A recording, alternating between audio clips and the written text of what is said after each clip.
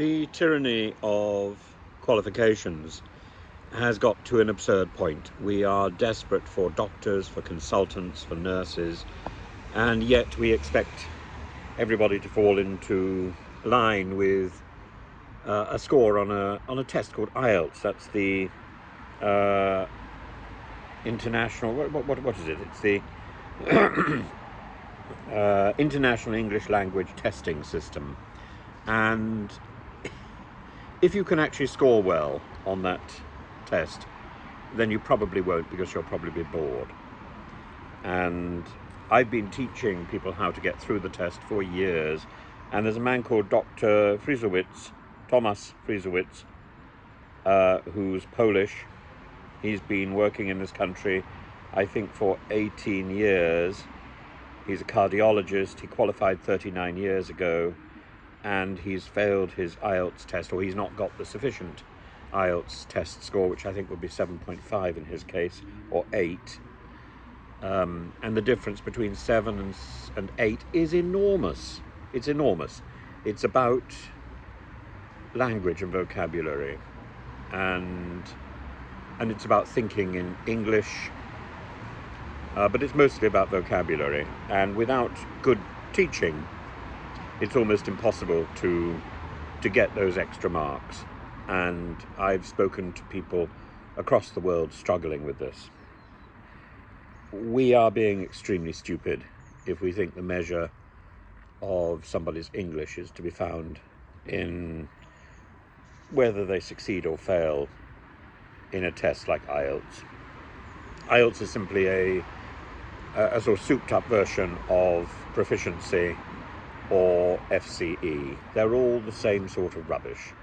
You do a listening test, a hearing test, you have a speaking test with somebody who may or may not be on your side, but essentially it's a test of whether or not you understand collocations. And the listening test is about whether or not you understand collocations, because you won't hear every single word. In some cases, the language is obscured by traffic noises and designed to make the listeners work slightly harder to imagine what would be said in the circumstances. But the problem is that all the texts are boring. So at the point when you can really understand what's being said, you are ineffably bored out of your mind. And it is madness that we're subjecting somebody who is a trained cardiologist to this sort of nonsense. Give him a translator if it's so desperately needed, but certainly don't axe him. Apparently he's been, the newspapers are saying he's been axed. He's going to take the test for an 11th time. I hope he finds somebody who actually knows how to teach the thing and can give him some focused advice. But there's a point at which we simply have to say, this is madness.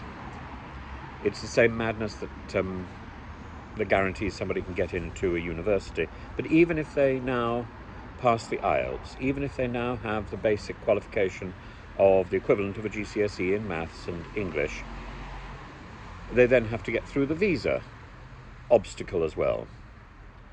And that can be so drawn out, so expensive, as to be pointless again.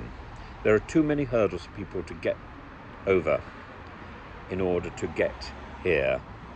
And this is because we're judging people according to statistics rather than according to their potential and the value that they can bring to our country. I think a cardiologist is something we shouldn't be turning our nose up at.